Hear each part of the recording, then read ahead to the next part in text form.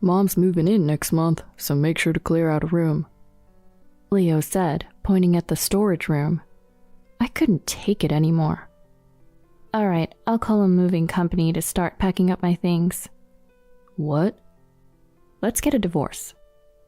I could see the anxiety immediately flood Leo's face when I said that. My name is Olivia, a 30-year-old office worker. Leo and I have been married for 2 years. We met at my workplace where I'd just been hired, and Leo was working as a director. He was 7 years older than me, and I hadn't initially seen him as a romantic partner. But when trouble arose at work, Leo was there to lend an ear and offer advice. Gradually, I found myself drawn to him, and it seemed he felt the same way about me, so we started dating. Our relationship progressed smoothly, and after about a year, we decided to tie the knot. We met each other's parents, and our wedding ceremony went off without a hitch. There were some people who were concerned about our age difference, but as it turned out, we were surprisingly compatible. We shared similar hobbies and tastes in food. Being with Leo was comforting, and since I've always been more drawn to older men, I didn't see any problems with our age difference. Our newlywed life was incredibly enjoyable. Since we worked at the same place, we could commute together, and because we understood each other's work situations, we could be mindful of each other's needs when things got busy, taking time to relax at home. We were truly enjoying our new life together, and I thought we would continue to have a happy marriage. But recently, things started to change. It all began when Leo quit his job to start his own business. "Wait, you're starting a business?" "Yeah, I've built up a decent career as a director, and I think now's the time to take the next step. I have to start my own business." "Is that so?" I felt a sense of unease. Starting a business is a big risk, and not everyone succeeds. Was it really worth giving up our stability to take on this challenge? I may be too conservative, but I had been thinking about having kids, buying a house, and other life plans. To be honest, I couldn't bring myself to support Leo's decision. But it seemed that he was determined to take the plunge into entrepreneurship. "I don't want to have any regrets. At 37 years old, this is probably my last chance to take on a new challenge. Please, will you support me?" Leo begged me with those words. If he's willing to work that hard, I couldn't say no. Well, I'm going to keep working at my current job, and I'm sure things will work out. With that thought in mind, I decided to support Leo's challenge. A month later, Leo quit his job and started his own company. "I'm going to give it my all. I'll be earning more than ever in no time." Seeing Leo so full of motivation, I decided to do my best as well. The first step was to start saving money. I hadn't been very diligent about keeping track of my expenses, but I decided to start recording them in detail. By doing this, I realized that I was wasting more money than I thought. The first thing I did was review my fixed expenses. I switched to a cheaper cell phone plan, canceled some subscriptions I wasn't using, and sold my car. In this way, I eliminated all unnecessary expenses. Next, I took a close look at my food expenses. I decided to buy groceries only once a week and stock up on meat when it was on sale. I would then divide them into small portions and freeze them. I stopped buying frozen food and snack bread. I started bringing a sandwich and a water bottle to work every day. I also switched to cheaper private label products if they tasted good. As a result of these daily savings, I was able to save about $400 a month. While saving money, I also worked hard at my job. Since I was focused on living frugally, I naturally started studying for qualifications that would help me get a raise. Eventually, I obtained the necessary qualifications and was promoted, which significantly increased my salary. Thanks to my savings and salary increase, I was able to live more comfortably. I started putting aside a decent amount of money in savings every month. On the other hand, Leo seemed to be struggling with running his business, but I knew that it usually takes 1 or 2 years to get a business on track. Since I was able to increase my income, I decided to just watch over Leo's business. After all, he had become an entrepreneur and wanted to figure things out on his own. That's the interesting part of running a business. and I was content with that. However, I had another problem. That was my mother-in-law, Emily. Emily loved to harass me, and I had been suffering from it since the beginning of my marriage. The first time she harassed me was during a New Year's gathering at the in-laws' house. I was asked to help with the party preparations and was cooking with Emily. That's when she said some really awful things to me. Olivia, I don't accept you as my son's wife. What? When I heard that someone like you, who doesn't stand out and has no notable background, was marrying my son, I was very disappointed. You don't understand your place. I'm embarrassed to introduce you to my relatives. And your cooking skills are terrible, too. You have no redeeming qualities. Can you just get a divorce already? I had only met Emily a few times before, at family gatherings and our wedding, and we hadn't really talked much. This was the first time we had a one-on-one conversation. I couldn't believe she would say such terrible things out of the blue. What kind of person is she? At that moment, I started to dislike Emily. On the other hand, my father-in-law was very kind and had always treated me well. So when I have to go to the in-laws' house for family gatherings, I always try to stay close to my father-in-law. Emily, however, did not seem to like my behavior. Occasionally, she would call me to the kitchen and scold me. Olivia, you're avoiding me, aren't you? It really upsets me. No, that's not it, I replied. So, are you flirting with my husband? No, I'm not. It's suspicious. With your plain face, I can't tell what you're really thinking. Besides, the only reason you could marry Leo was because you worked together and were young. Ideally, I would have wanted a younger and cuter girl to be my son's wife. It's such a waste, especially when he's a director at the company. She insulted me.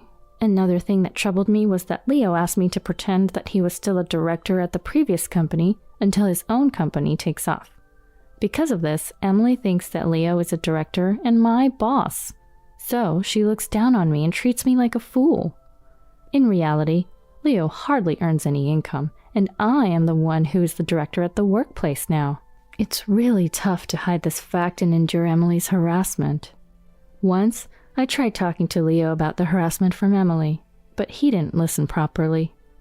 Mom wouldn't act that way. That's a terrible lie. I'm not lying. I'm really struggling. I think you're overthinking it. Yes, Mom is straightforward, but it's not harassment, so please don't speak ill of her. Then is it okay if I tell her that you've quit your previous company? What? Why would you do that? Because I'm tired of lying to Emily and the relatives every time. No, you can't. I'm trying hard and will produce results soon. You're my wife, so please bear with me. Once my company takes off, your salary will be nothing compared to what we'll earn. Think of the benefits you'll receive then. But I couldn't ask him when that would be, because it felt like it would lead to a huge fight. However, I sensed that my patience was reaching its limit. It had been 2 years since Leo started his company, but it still hadn't taken off. Additionally, since we'd been married for 4 years, Emily had started pestering us about having children. When are you going to have kids? You can't do your job properly, you don't stand out, and you can't even have children. Olivia, you really have no redeeming qualities, do you? And yet, Leo continues to be married to you. He's such a kind man. That's what Emily would always say to me, hurling insults my way. She has such a terrible personality. When someone is this bad, you start to not care about what they say. It's not me who's in the wrong, it's her. There's no need for me to worry about it. So I started pretending to listen to Emily no matter what she said. Emily would see my attitude and get angry, her face turning red every time, but I didn't feel anything anymore. There's no way to have a proper conversation with a monster like her. I'll just pretend to listen. Since I came to terms with the situation, my mind has been at ease. However, a sad event occurred. My father-in-law suddenly fell ill and passed away. Leo and I received a call from the hospital and rushed over. Despite receiving emergency treatment, he didn't make it. Emily broke down in tears at the sight of her husband, who had passed away in his sleep. It made me feel sorry for her. Leo was an only child, So with his father gone, Emily was left all alone in the house. Leo and I took it upon ourselves to make the funeral arrangements on behalf of the grieving Emily. We made sure to give my father-in-law a proper send-off, and although the funeral went smoothly, the sadness hit me hard afterwards. Unlike Emily, my father-in-law had always been kind to me. It was heartbreaking to lose such a wonderful person from this world. Leo was also down for a while and didn't have the energy to do anything. I decided to take some paid time off to rest with Leo. At times like this, it's hard to muster the energy to work.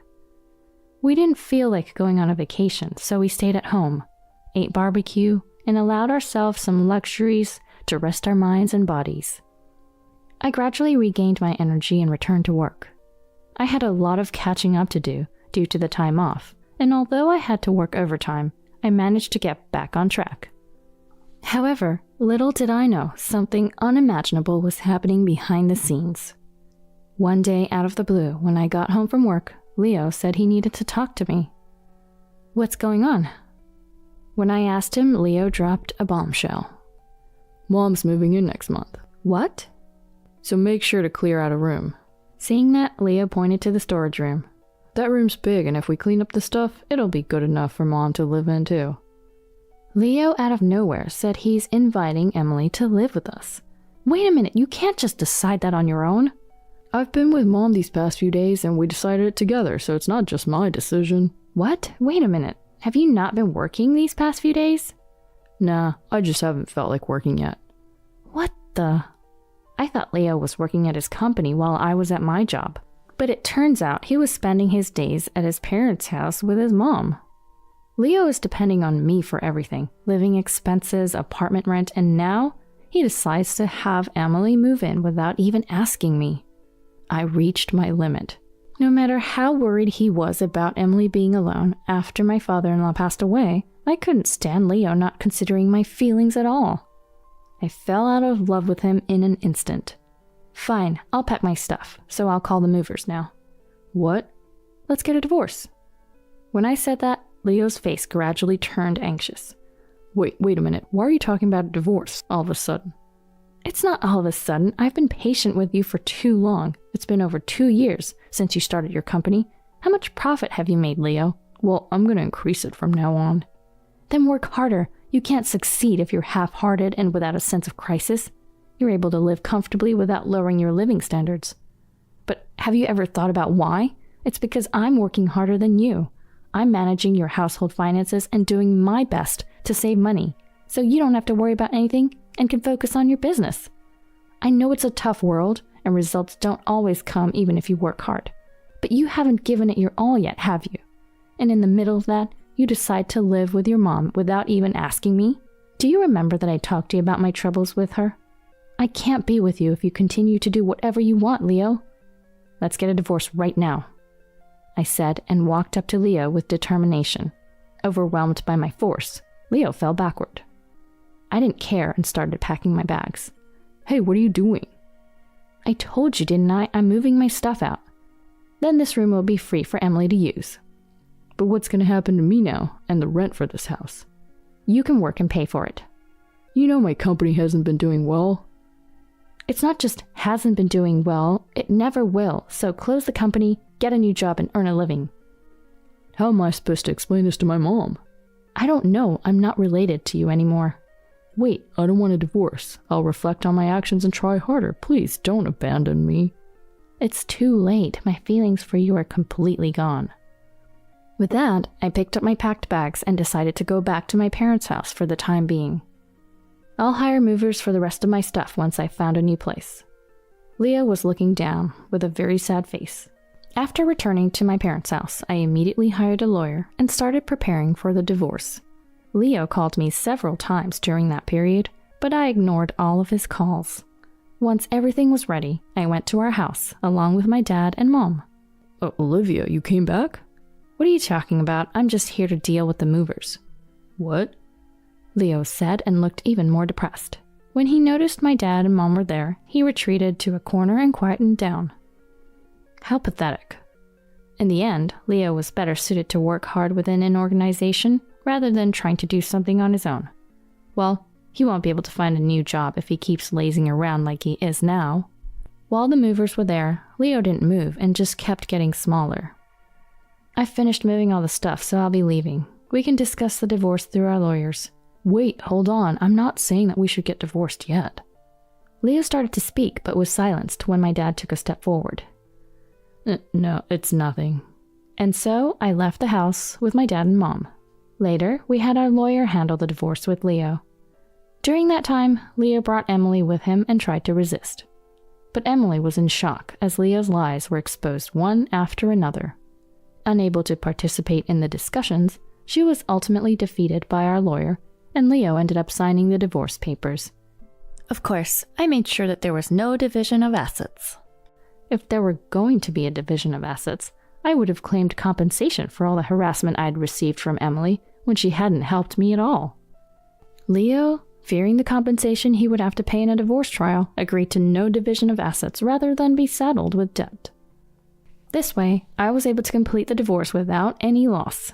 As for Leo and Emily after the divorce, it turns out that Emily was quite the spendthrift, having used up more than half of her husband's inheritance. Initially, she had consoled herself by buying brand-name goods and going on trips to distract from her sadness, but she couldn't stop, and her money quickly ran out. With little income to begin with, Emily became anxious and hastily asked Leo if she could live with us. Thus, Emily was in despair when she found out that Leo was unemployed. They had already sold their house by then, and the selling price was much lower than the buying price. So Emily became even more anxious, and now she and Leo live together in an apartment. As expected, Leo has been unable to find a stable job and is currently working part-time, leading a poor life with Emily.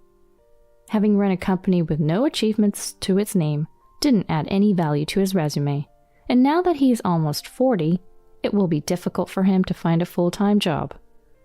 I keep receiving messages from Leo saying, "I can't stand this life anymore. I'm sorry, please take me back." But I ignore them all. He's now reaping what he's sown. I have no sympathy for him since he brought all this upon himself. On the other hand, since I became single, my living expenses have decreased, and I've been able to save money at an incredible rate. I'm still in my early 30s, so I plan to take my time and be cautious when it comes to love.